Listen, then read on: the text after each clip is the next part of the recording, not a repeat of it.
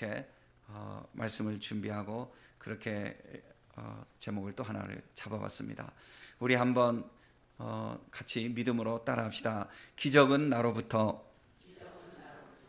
기적이 내 능력으로 나오는 것이 아니라 내 믿음으로 나갈 때 주님이 나를 오병이어 되게 하신다고 그렇게 우리에게 은혜를 주십니다.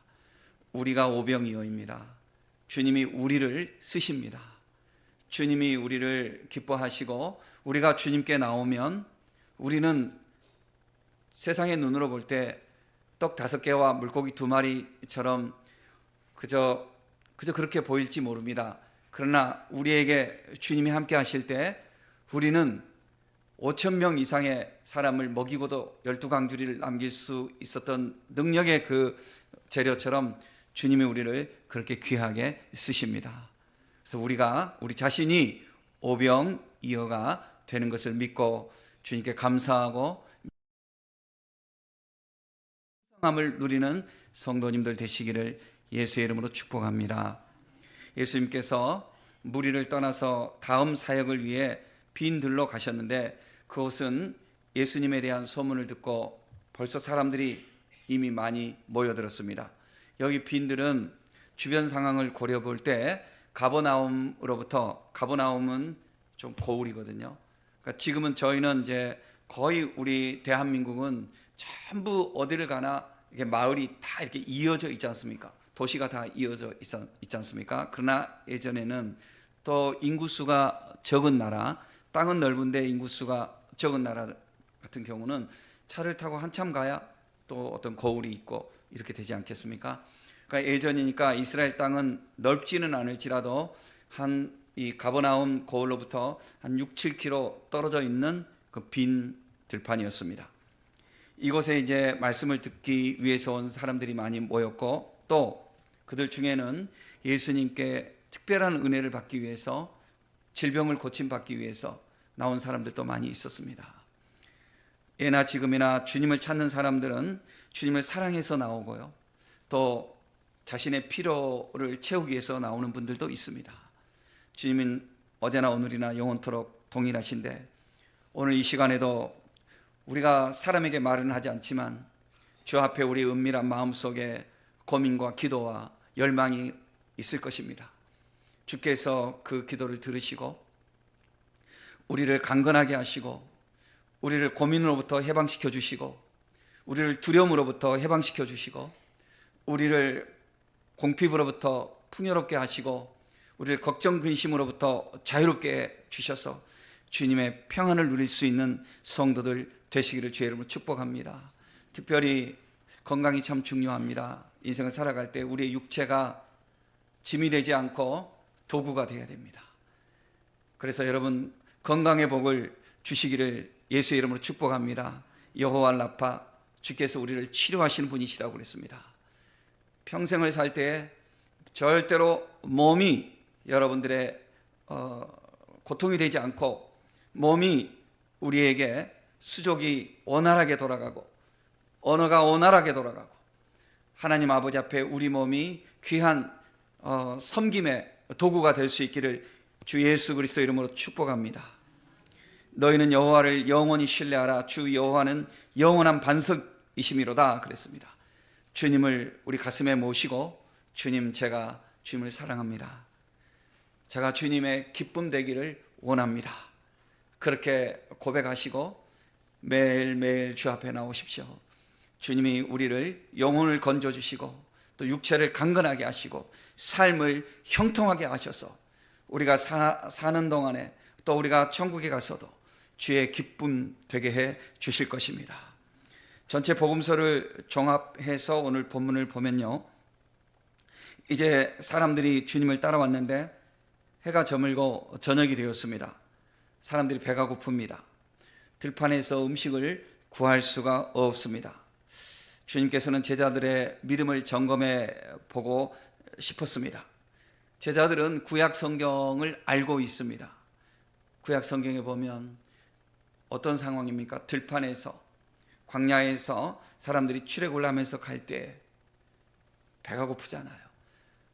자기들이 출발할 때 싸온 떡도 있지만, 물론 빵이죠. 우리식으로 떡이지만 빵이죠. 이제 우리나라도 빵 문화로 가는데요.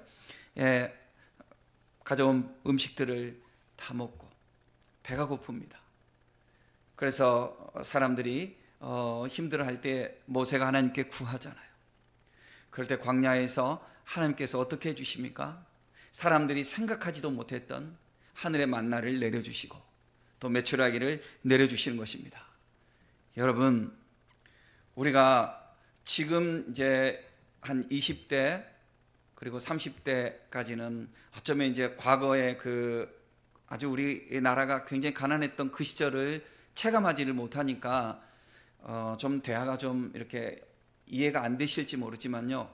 제가 어렸을 때는 저희 집이 가난했다는 게 아니라 저희 집 부자였어요. 저희 집 집도 아주 컸고, 그렇지만 그 사회 자체가 가난했습니다. 우리나라 자체가 가난했습니다. 정말 가난했습니다. 정말 가난했습니다. 지금 어렸을 때 가지고 놀았던 것들 생각해 보면 어디 쓰레기통에도 던지기에도 뭐 그런 것들 가지고 볼을 찾고요. 내 기억에 돼지 오줌보 가지고도 이렇게 논에서 볼을 찾습니다. 도시에도 논이 다 있어요. 도시에도 그렇게 살았습니다. 지금 우리가 풍성한 시절을 사는데 엄마가 나 어렸을 때 배고팠다고 하니까 아이가 그럼 라면 끓여 먹지 그랬어. 초코파이 먹지 그랬어. 그랬다고 하는데 정말 저희 가난했습니다. 예, 그런데 여기까지 이렇게 왔습니다. 얼마나 감사합니까, 여러분? 얼마나 감사한지 모르겠습니다. 얼마나 감사한지 모르겠습니다. 지난날 우리를 풍성하게 하시고 이곳까지 인도해 주신 주 하나님을 찬양하는 성도들 되시기를 바랍니다. 저는 대학교 2학년 때까지 그 서울에서 부산에서 이제 올라와가지고 살면서 그때 그 추억을 잊지 못합니다. 너무 가난하고 그런 시절이었는데 아무래도 이제 서울에 올라와서 연고도 없이 지내는 것이 쉽지 않지 않습니까? 1월 1일부터 1월 3일까지 어느 대학 강단에서 금식 기도하며 기도했습니다. 기도하고 그럴 때 제가 주님께 서운한 것도 있었죠. 당연히 저는 11조를 드리고 당연히 그렇게 해왔습니다. 어렸을 때 훈련이 돼서 이거 정말 감사해요. 하나님 앞에 내가 자랑하는 것이 아니라 하나님이 저를 그렇게 훈련시켜 주신 게 너무나 감사해요. 그리고 또 하나는 제가 이제 고백을 했죠. 하나님, 저는 10분의 1은 이웃을 위해서 살겠어요. 그렇게 고백을 했습니다. 그리고 주님께 제가 구한 것이 있었습니다. 그런데 그 어려운 시절에도 예배 드리는 거라든지 뭐 약속한 걸 지키며 살고 이렇게 하는데 주님께서 그날 이렇게 저에게 분명하게 말씀해 주셨습니다. 그건 주관적인 거죠. 필수야, 너가 사는 날 평생 너의 호주머니가 풍성할 거야. 주님 그렇게 하셨습니다. 돈 떨어지지 않게 할 거야. 주님이 그렇게 말씀을 제가 분명히 느꼈거든요. 그래서 대학교 2학년 때부터 제가 보니까 이렇게 쑥쑥쑥쑥 이렇게 살아간 것 같아요. 그러니까 우리나라도 그렇게 잘 된 것 같아요. 그러니까 나라가 가난하면 개인이 어떻게 이렇게 같이 갈 수 있겠어요? 특별한 경우 아니고는. 그럼 우리 사회가 이렇게 간 것 같아요. 여러분 염려하지 말고 여러분 기도하시길 바랍니다. 그리고 의심하지 말고 실천하시길 바랍니다. 자꾸 의심하고 자꾸 계산하고 그렇게 하는 것은 믿음의 방법이 아닙니다. 그런 세상의 똑똑한 머리로 사는 것입니다. 세상에 똑똑한 것이 하나님의 미련한 것보다 못하다고 그랬습니다. 하나님이 미련하다는 말 자체가 우리는 맞지 않지만 그 하나님의 방법으로 살아가는 사람들이 미련하게 보이지만 그 뜻인 것입니다. 여러분 주님을 사랑하는 사람들 보면 미련하게 보이잖아요. 그래요. 넌 어쩌면 그렇게 사냐? 너는 어떻게 그렇게 사냐고. 믿음의 사람들이 정말 주 앞에 이렇게 믿음으로 살아가는 거 보면 굉장하거든요. 정말 굉장한 거거든요. 그런데 그걸 세상의 눈으로 보면 왜 그렇게 사냐고 그러거든요. 그런데 놀라운 것은 미련하게 살아가는 것 같은 믿음의 사람들이 세상의 중심에서 살아가는 것을 역사로 볼 수 있고 말씀으로도 볼 수 있고 오늘 우리 주변에서도 우리가 보면 볼 수 있는 것입니다. 잠시 잠깐은 자기 꾀로 살아가는 사람이 잘 될 것 같지만 긴 시간으로 보면 언제나 말씀으로 살아가는 자들이 반석 위에 집을 짓는 것과 같은 삶을 사는 것입니다.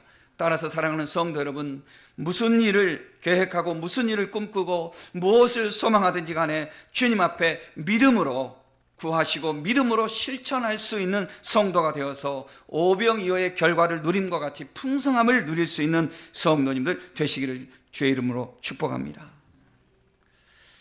광야를 지날 때 성도들이 만나와 메추라기를 먹었고 물이 없을 때는 또 반석에서 물이 나왔습니다. 놀라우신 하나님의 기적으로 그렇게 베풀어 주셨습니다. 그러므로 제자들이 지금 예수님의 그 기적을 계속 누리고 여기까지 왔거든요. 그러니까 예수님께서 지금 제자들에게 너희가 어떻게 이게 배고프니까 너희가 사람들에게 먹을 것을 주어라 이렇게 말씀하시는 것은 제자들의 믿음을 보시는 거예요. 주님께 제자들이 예 알겠습니다 주님 말씀만 해 주시옵소서 이렇게 됐다면 이제 훈련이 탁 된 거겠죠. 그런데 아직 훈련이 안 됐습니다. 제자들이. 주님은 제자들이 사르밧 과부를 생각해 보게 하셨을 것이고 주님은 제자들이 엘리야, 엘리사 이런 그 선지자들 시대에 그 놀라운 기적을 일으켜서 먹이시고 입히신 그것들을 말씀에서 생각나게 하시기를 주님이 원하셨을 것입니다. 그런데 제자들이 아직 여기까지 오지를 않았습니다. 그래서 제자들이 투정하듯이 이렇게 말합니다. 주님, 여기 사람들이 이렇게 많고 여기는 빈들이고 먹을 것을 이렇게 주려고 해도 돈도 없을 뿐만 아니라 돈이 있다 해도 이 많은 사람들 가서 빵을 사올 것도 없습니다. 투덜대듯이 이렇게 대답을 하는 거죠. 불평이죠. 그러니까 제자들은 이 대답은 굉장히 인간적인 대답이죠. 굉장히 합리적인 대답이죠. 너무너무 이렇게 어느 하나 신문에 기사를 실른다면 뭐 비난할 것이 없죠. 다 맞는 이야기니까. 그런데 세상은 이런 사람들에 의해서는 기적이 일어나지 않습니다. 절대로 이런 사람들에 의해서는 기적이 일어나지 않습니다. 주님께서 너희가 먹을 것을 주어라 그랬을 때 믿음의 눈으로 바라보는 사람은 내가 뭘 없지만 주님이 나를 어떻게든지 쓰게 하실 거야. 어떻게든지 하실 거야. 라는 믿음으로 아멘하고 그리고 기도하고 기다리는 태도를 가져야 하는 것이죠. 아브라함에게 주님께서 그 아들을 바치라고 했을 때 그 아들이 따라가면서 아버지 횃불도 있고 칼도 있고 다 있는데 양은 도무지 어디 있습니까? 그렇게 물었을 때 아브라함이 아버지께서 알아서 하실 거야. 아버지께서 알아서 하실 거야. 끝까지 가는 순간까지 아브라함이 그렇게 믿고 갔지 않습니까? 홍해를 건너라고 하실 때 아니 물이 넘실거리는데 어떻게 가나요? 이것은 세상의 똑똑한 사람들의 대답이죠. 그러나 믿음의 사람들은 미련하게 보이죠. 가라고 하니까 홍해에 들어가는 것. 계산하고 앉아 있어도 홍해는 절대 나눠 갈라지지 않지만 미련하게 보일지라도 믿음으로 가는 사람들이 그 홍해에 발을 디뎌놓는 순간 물이 갈라지게 되었던 것입니다. 여러분, 주님이 하실 것을 다 아는 거예요. 우리에게 주님이 어떻게 하실 것을 다 방법을 가지고 계셔요.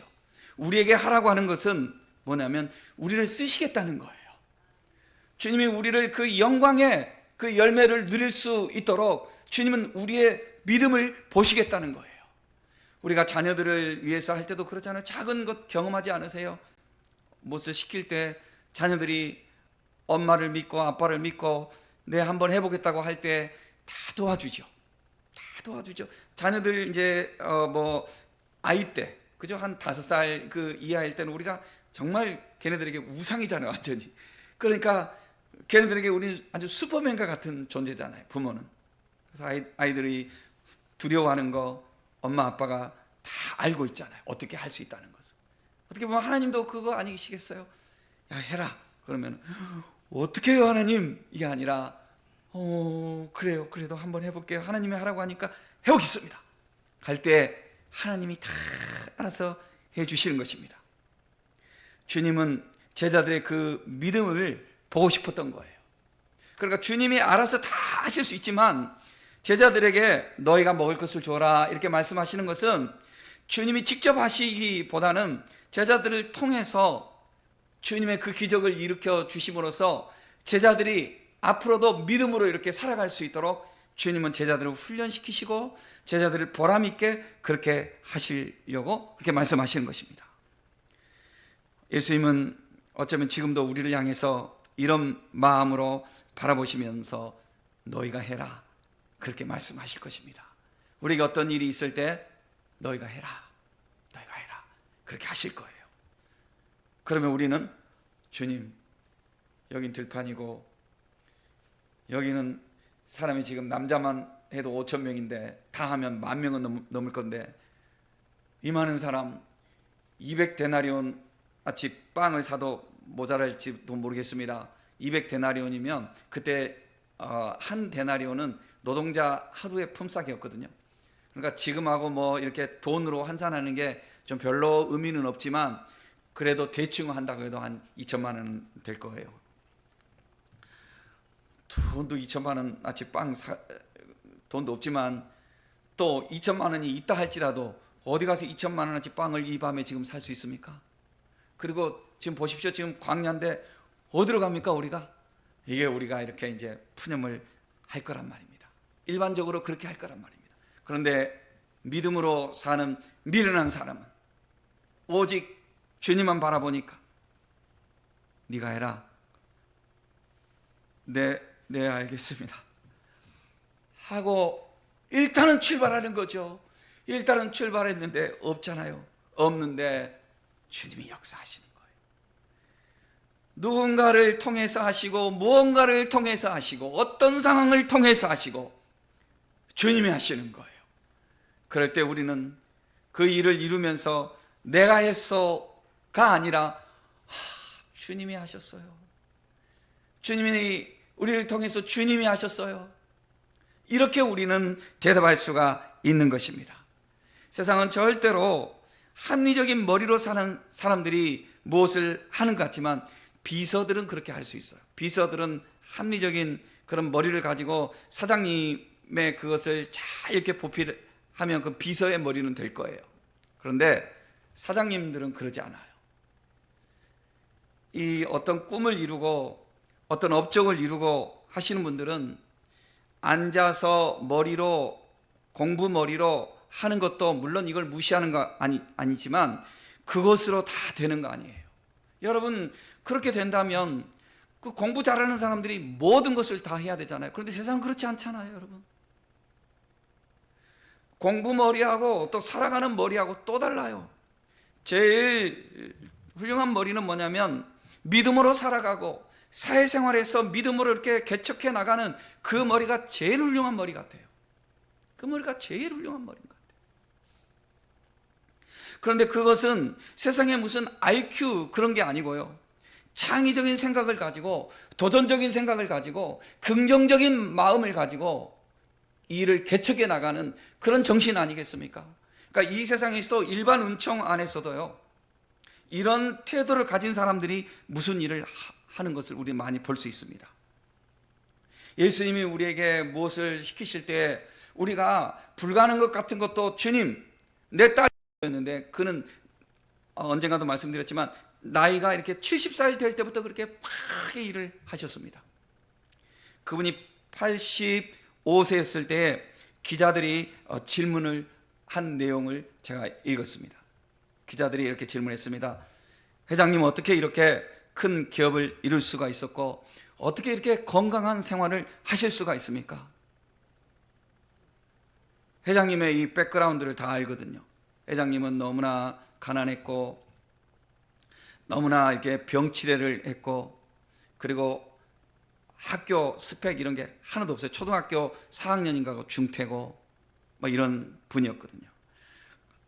그러니까 이분이 이렇게 대답했습니다. 내가 이 자리에까지 잘 살아온 것은 세 가지 이유가 있습니다. 그랬습니다. 첫째, 나는 너무 가난했습니다. 그것이 내가 성공할 수 있는 길이었습니다. 나는 너무나 가난했기 때문에 나는 돈의 소중함을 알고 나는 가난한 사람들을 위해서 내가 뭔가 이바지하고 싶은 그런 꿈을 나는 갖게 되었습니다. 멋지죠? 두 번째, 나는 너무 몸이 허약했기 때문에 나는 여기까지 건강하게 살아왔습니다. 내가 몸이 허약한 걸 나는 알기 때문에 항상 나는 건강에 신경을 썼습니다. 함부로 먹지 않고 함부로 행동하지 않고 항상 내 자신을 위해서 절제하면서 신경 쓰면서 살아왔더니 오히려 건강하다고 이렇게 자랑하던 사람들은 쓱쓱 쓰러지는 일들이 있었지만 나는 점점 건강해지고 지금도 이렇게 건강합니다 라고 그가 자기가 허약했던 것을 고백을 했습니다.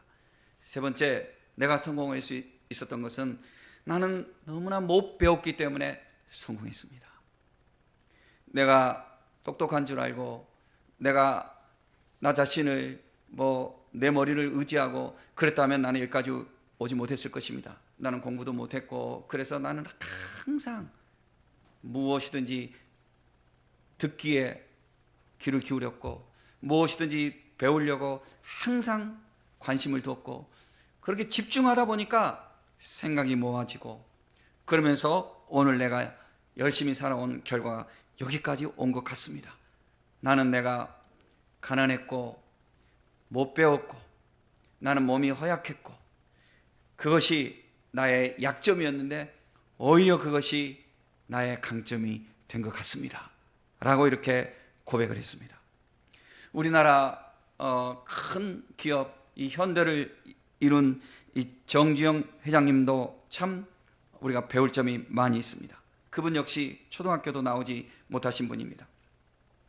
현대자동차의 모태는 자동차 정비소에서 시작되었습니다. 그분은 기술을 다 갖춘 후에 정비를 한 것이 아니고 그 남이 다 버린 폐 자동차를 구해서 뜯어보면서 시작을 했다고 합니다. 현대조선소를 세울 때에 땅도 자본도 없었지만 그림을 그리고 사진을 찍어가지고 영국에 가가지고 그 자금을 좀 빌려달라고.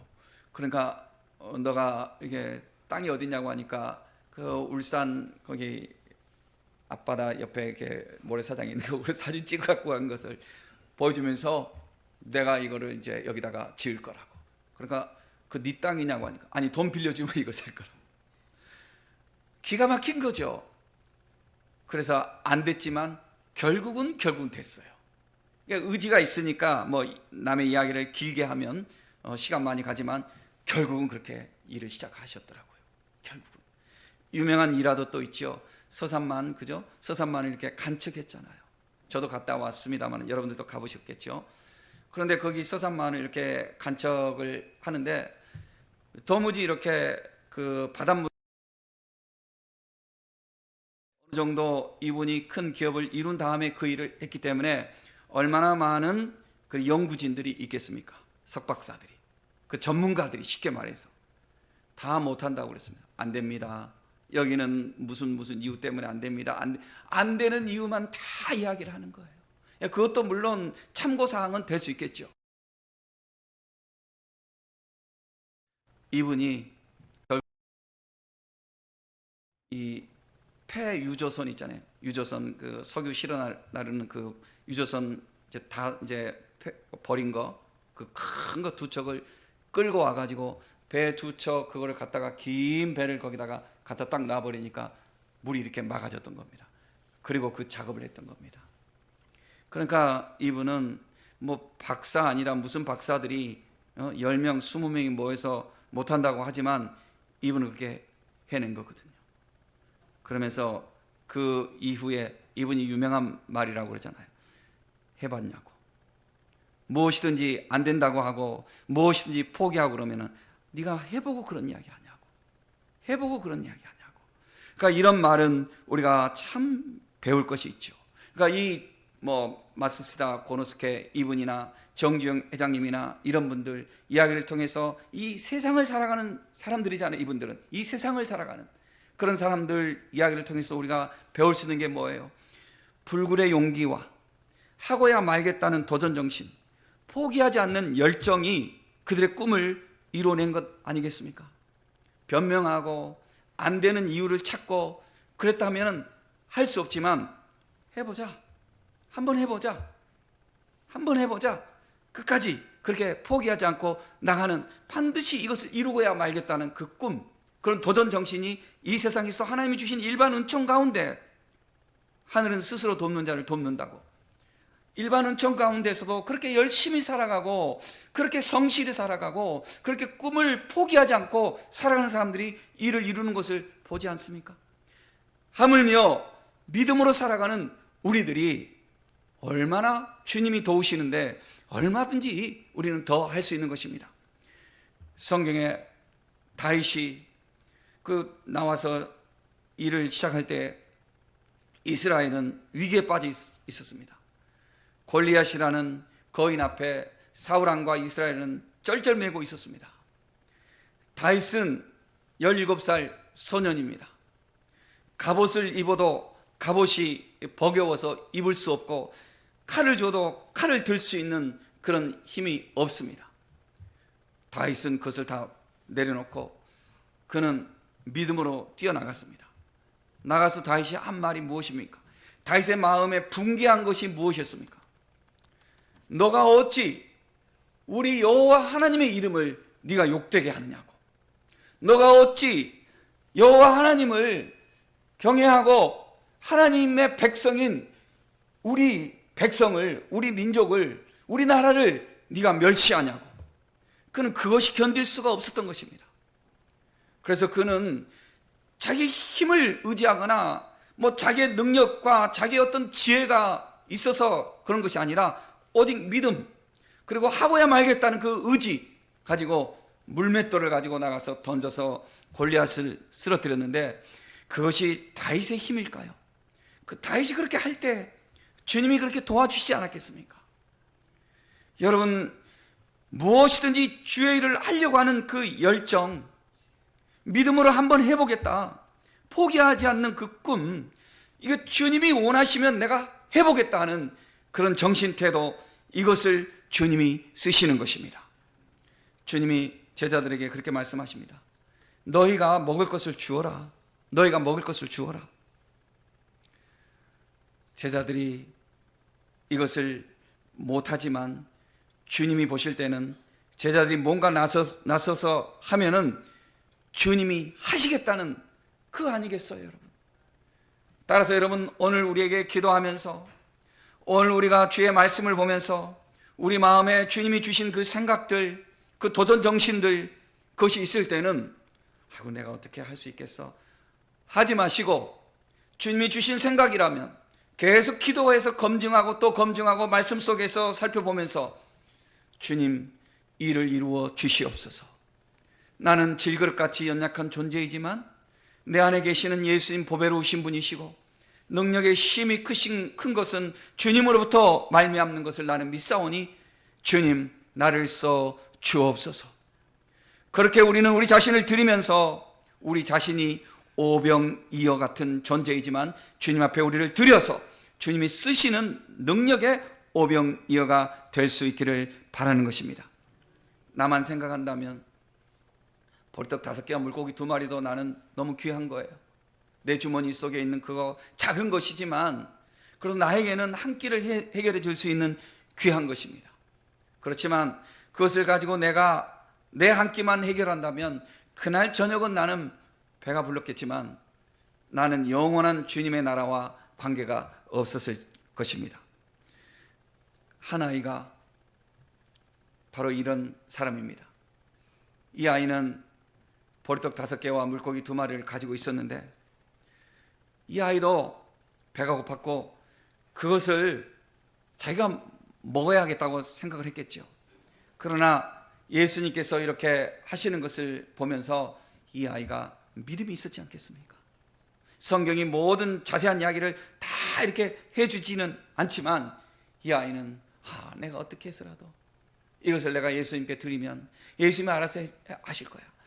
혹은 예수님만이라도 이걸 좀 드시고 힘을 내시라고 그렇게 하는 그런 사랑, 이런 걸 가지고 이 아이는 좀 쑥스럽지만 제자를 통해서 예수님에게 이걸 드리라고 보리떡 5개와 물고기 2마리를 이렇게 드렸습니다. 제자들이 그것을 가지고 예수님에 가져왔습니다. 그러니까 예수님께서 그것을 가지고 그 아이의 믿음을 보시고 너희가 먹을 것을 주어라고 그랬지 않습니까? 주님이 하실 수 있잖아요. 주님이 하실 수 있는 것을 지금 보여주시는 것이죠. 그래서 그것을 축사하시고 나눠주니 거기에 있는 사람들이 100명씩 50명씩 이렇게 딱 앉아서, 그 사람들 훈련이 되어 있어요. 10부장 50부장 100부장 막 이렇게 광야 시대 때부터 그렇게 훈련된 백성이라서 50명씩 100명씩 이렇게 앉아서 나눠서 다 먹는 거예요.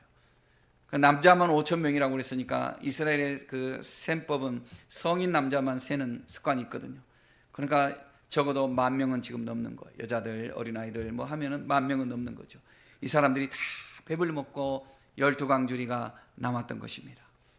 진실로 너에게 이르노니 만일 너희에게 믿음이 겨자씨 하나만큼만 있어도 이 산을 명하여 여기서 저기로 옮겨지라 하면 옮겨질 것이요 또 너희가 못할 것이 없으리라.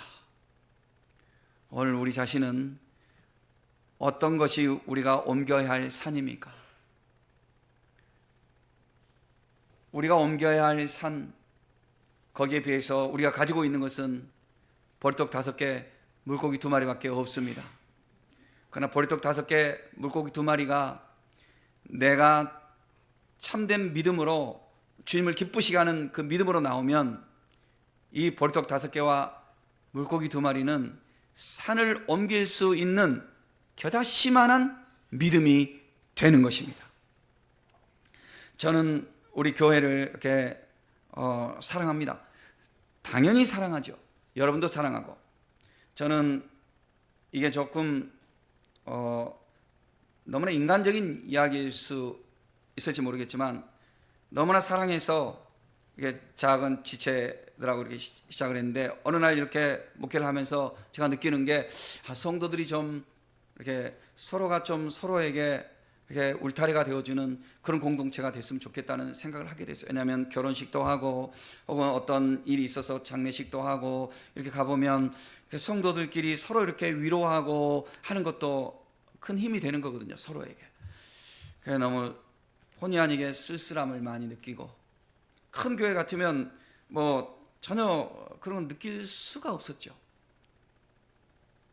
그래서 주님 앞에 기도하면서 늘 뭐 단순히 무조건 교회 부흥 자체가 어떤 욕망으로 이렇게 소망하는 것이 아니라 그것이 내가 꿈꾸게 되었고, 그리고 주님의 은혜로 오늘 여기까지 우리가 이렇게 오게 되었습니다. 그런데 좋은 것도 있지만 나중에 이렇게 그 내면 이면적으로 가보면 내가 이해하지 못했던 어떤 일들 있어서 고민도 있었고 좀 머리카락도 빠지고 좀 혈압도 오르고 이런 참 고민도 인간적으로 좀 없잖아 있었습니다. 그렇지만 이런 모든 일들도 주 안에서 하나하나 가닥을 주님께서 잡아주실 것이고, 이제 저는 어찌하든지 나에게 맡겨주신 이 목양터에서 이 다음 세대를 위해서 참 보람스럽게 이 교회가 잘 세워지는 것이 저에게 주신 사명이라고 저는 믿고, 저에게 남겨주신 그 몇 년 동안의 목회 기간 동안에 그 기반을 이루고자 하는 것입니다.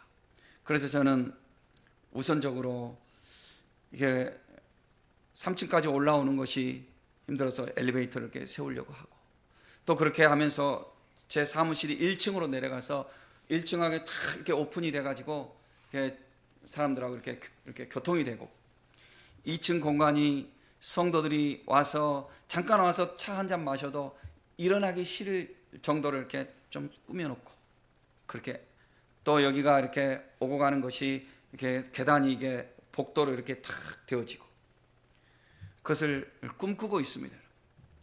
이런 일들은 이제 처음부터 건물을 세울 때 그렇게 하면 쉽지만, 이 오래된 건물을 공간도 부족하고 하는 곳에서 일을 하려고 하니까 기술적인 문제, 그 다음에 행정법적인 문제, 그리고 물질의 문제, 이런 것들이 산술적으로 생각하면 주님 여기는 빈들이요, 지금 사람들이 이렇게 많고 우리가 200데나리온 있다고 할지라도, 그 돈도 없지만 또 돈이 있다 할지라도 이 사람들 다 먹일 수 없습니다. 빵을 살 수도 없습니다 라고 대답하는 제자들처럼 안 되는 이유를 말할 수 있는 것은 10가지, 20가지 말 잘해요. 똑똑한 사람들처럼 말 잘할 수 있어요.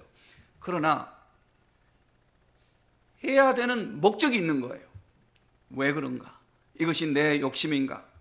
이것이 누구를 위한 것인가? 주님의 교회에 성도들이 편하게 찾아오고, 또 그렇게 하면서 어떤 문화 공간식으로도 지역 주민들이 이렇게 자주 올 수 있는 공간이 되고, 성도들이 교회 와서 예배드리고 정말 서로 이렇게 교제하는 그런 자리도 좀 더 따뜻하고 행복한 그런 이런 교회로 가는 것 생각하면, 이것은 개인의 욕심 그거 아니에요. 이거는 정말로 성도들을 위한 거고 주님의 그런 뜻이라는 것이 확신이 드는 거예요. 그래서 주님 해보겠습니다. 주님 해보겠습니다. 그렇게 나가면서 여러분들에게 이 기도 제목을 이렇게 적어달라고 하면서 교회 기도 제목을 적어놨습니다. 여러분들이 그것을 딱 보시면서 아유, 이거 할 수 있을까? 부담되지 않을까? 여러 가지 생각이 아마 들 수 있을 것 같습니다. 그렇지만 여러분, 오늘 우리가 오병이어 이 본문을 통해서 우리가 배웁시다. 주님이 너희가 해라, 너희가 해라. 어떻게 하죠? 나에게는 오병이어가 있습니다. 별거 없지만 오병이어 있습니다. 그 오병이어면 주님이 그것을 가지고 역사하신다는 거예요. 따라서 사랑하는 성도 여러분, 우리 자신이 오병이어가 되어서 주님께 오병이어를 드리며 주님이 그것을 사용해서 우리를 통하여서 주님의 놀라운 기적이 일어날 수 있는 주인공이 될 수 있는 성도들이 되시기를 예수의 이름으로 축복합니다. 절대로 겁먹지 마시고, 절대로 쑥스러워하지 마시고, 하나님이여 나를 써 주옵소서, 하나님이여 내 믿음을 받아 주시옵소서. 이 소년처럼 오병이어를 들고 주님 앞에 나와서 5,000명을 먹이고도 12광주를 남길 수 있는 그런 놀라운 기적의 역사의 주인공이 다 되시기를 존귀하신 예수 그리스도 이름으로 축원합니다.